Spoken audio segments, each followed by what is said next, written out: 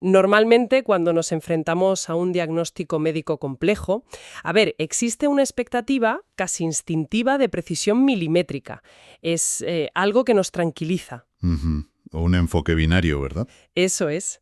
Si hay un hueso roto, el traumatólogo coge la radiografía, te señala esa línea blanca dentada con la punta del bolígrafo y sentencia, pues que ahí está el problema. Claro, y es muy reconfortante.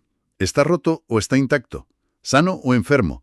A los seres humanos, nos apasiona que las cosas sean visibles y que encajen en categorías perfectamente ordenadas. Totalmente. Pero fíjate, luego damos el salto al mundo empresarial. Y ahí intentamos diagnosticar por qué una organización entera, llena de gente brillante y con un producto excelente, está fracasando estrepitosamente. Y de repente esa máquina de rayos X parece completamente inútil. Inútil del todo. Empezamos a revisar balances financieros, a leer manuales de recursos humanos, mirar organigramas kilométricos. Y el diagnóstico es de todo menos claro, ya te lo digo yo. Exacto. Y precisamente por eso la inmersión profunda de hoy resulta tan reveladora. Bienvenidos y bienvenidas a un nuevo análisis a fondo.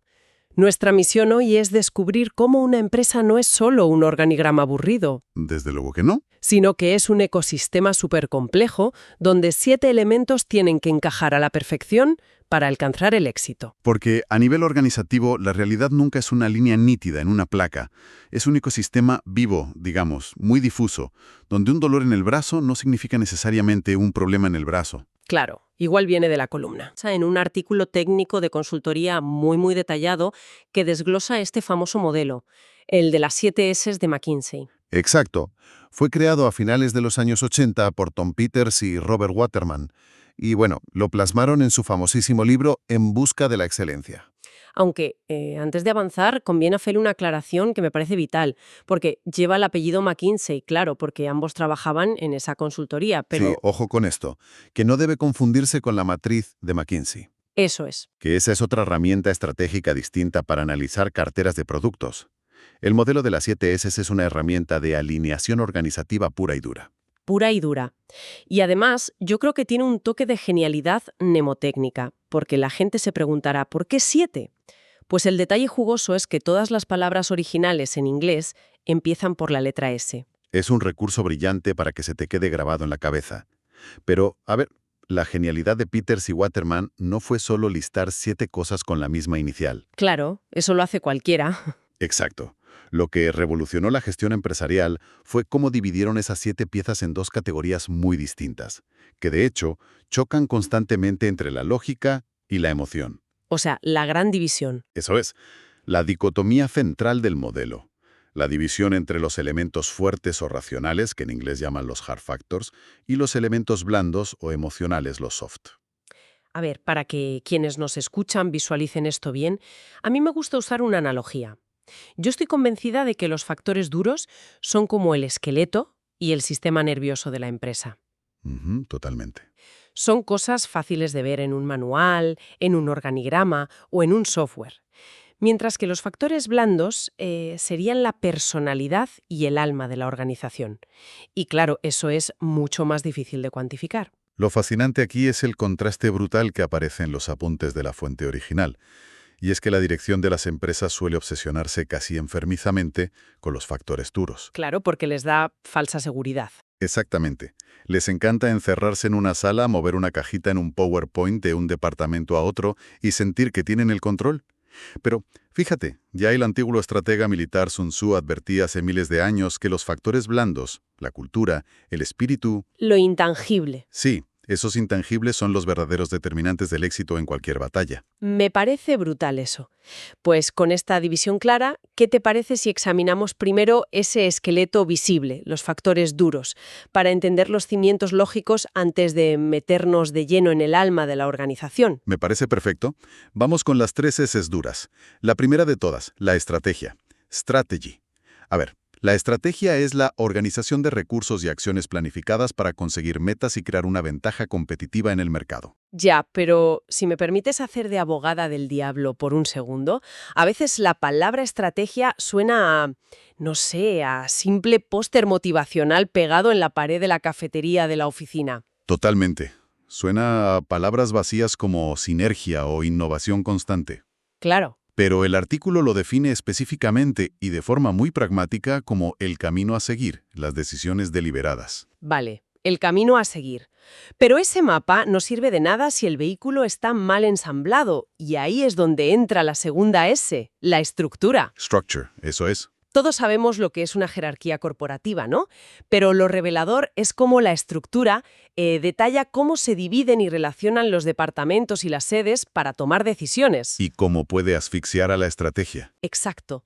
Imagínate un banco de toda la vida que quiere competir con las nuevas empresas fintechs.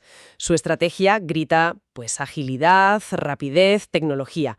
Pero su estructura es una pirámide gigante de 7 niveles, donde aprobar un simple botón en la aplicación móvil requiere, no sé, 3 meses de reuniones.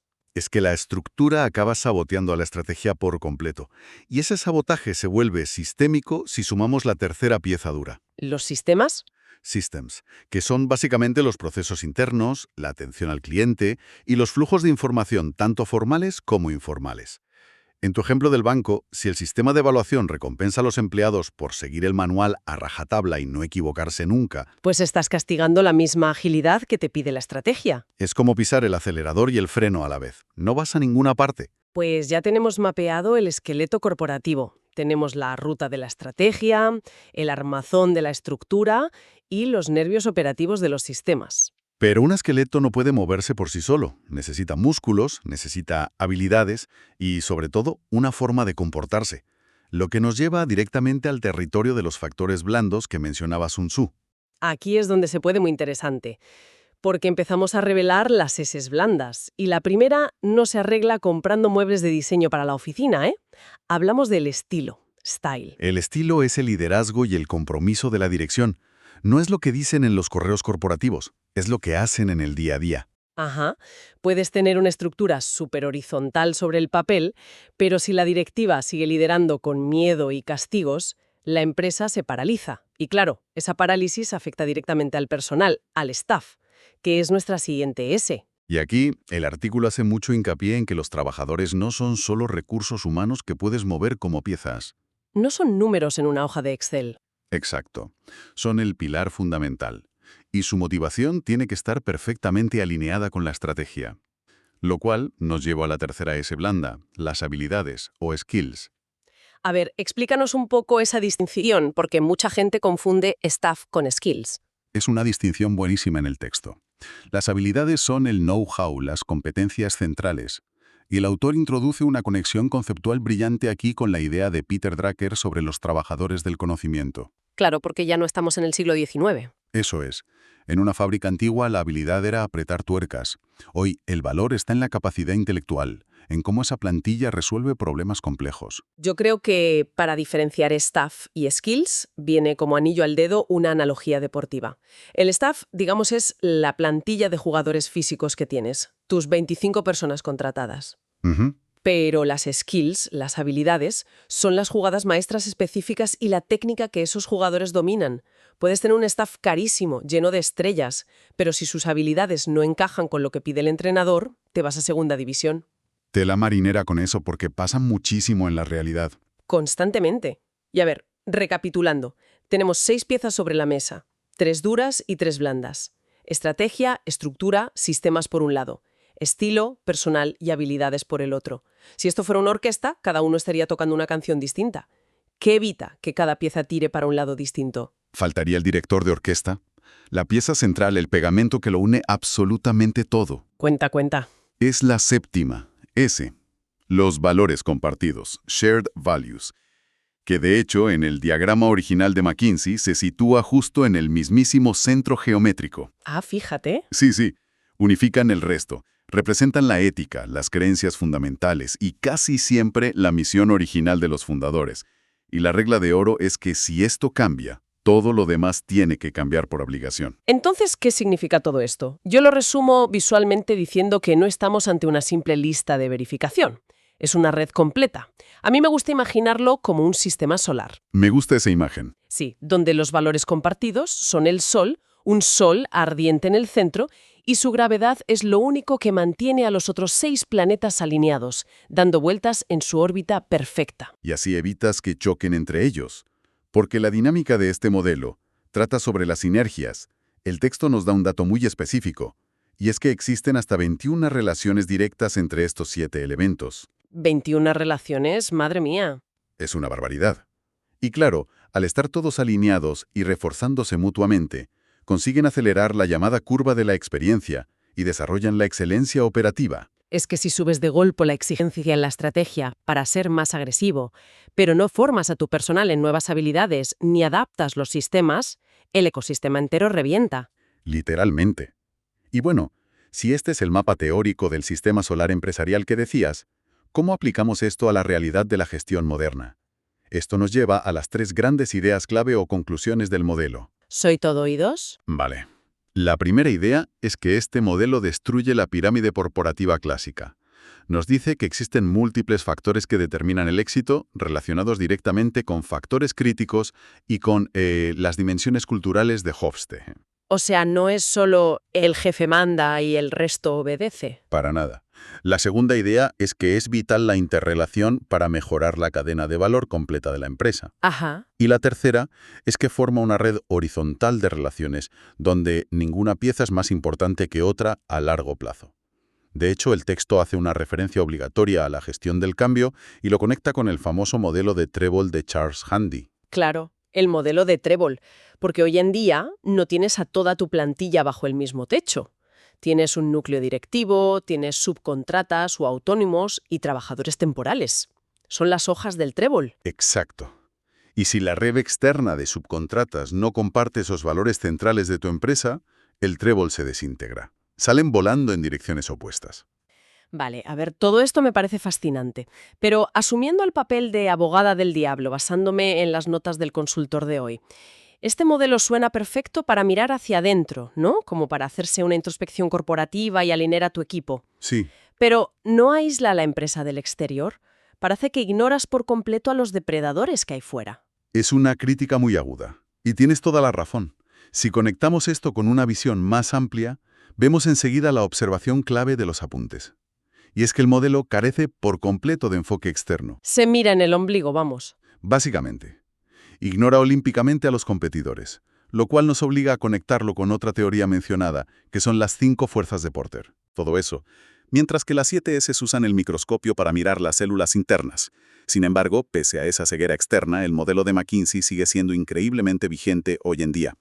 ¿Y por qué crees que es así, con tanta inteligencia artificial y automatización hoy en día? Pues precisamente por eso, porque pone a las personas, a su conocimiento y a los valores éticos en el centro neurálgico de cualquier estrategia. Es un contrapeso humano indispensable frente a la automatización fría. ¡Qué gran reflexión! Y de hecho, quiero compartir una cita textual de Tom Peters que cierra los apuntes y que me parece espectacular. Él decía, abro comillas, talento, lo conoces aunque tú no lo puedas ver. ¡Qué buena! Es que encapsula todo esto. Las variables blandas, las invisibles, son las que de verdad inclinan la balanza. Es la fuerza invisible que levanta imperios, sin duda.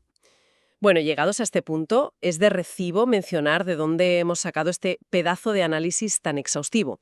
Todo este material proviene directamente de un artículo firmado por Daniel Blanco. Un trabajo de síntesis fantástico, la verdad. Sí, él es un destacado consultor especializado en calidad, estrategia y liderazgo. Así que yo invito calurosamente a todas las personas que deseen profundizar en estos temas a que visiten su blog oficial, que es decalidad.blogspot.com. Súper recomendable. Yo, a modo de cierre, resumiría todo el viaje de hoy en una sola idea. A ver, las empresas se conforman por procesos y sistemas, unidos firmemente por unos valores compartidos, ejecutados por un personal que tiene unas habilidades concretas y que, en conjunto, definen la estrategia y la estructura a través de un estilo de liderazgo particular. Toma ya. Lo has clavado. Es la radiografía perfecta con todos los elementos en su sitio. Aunque bueno, esto plantea una pregunta importante para la mente curiosa, algo que no hemos discutido a fondo. A ver, sorpréndeme. Hemos dicho que los valores compartidos son el sol que mantiene unido este sistema de 7 piezas. Y el texto nos dice que esos valores emanan históricamente de la visión original de los fundadores. ¿Cierto? Pero, ¿qué ocurre cuando esos fundadores se jubilan, se retiran o peor, cuando una corporación gigante absorbe a la empresa de la noche a la mañana? Uf, buena pregunta. ¿Es realmente posible trasplantar un corazón nuevo, unos valores nuevos, sin que las otras 6 S's colapsen por completo provocando una fuga de cerebros? ¿O la organización original está condenada a morir y, no sé, a renacer como algo completamente distinto? Madre mía, eso sí que es hacer un trasplante a corazón abierto con el paciente corriendo una maratón. Qué rompecabezas más interesante para darle vueltas en casa. Y con esta reflexión tan provocadora nos despedimos por hoy. Muchísimas gracias por acompañarnos. Os animamos, como siempre, a no quedaros en la superficie y a seguir buscando el porqué de las cosas. Nos encontramos muy pronto en nuestro próximo análisis a fondo. ¡Hasta la próxima!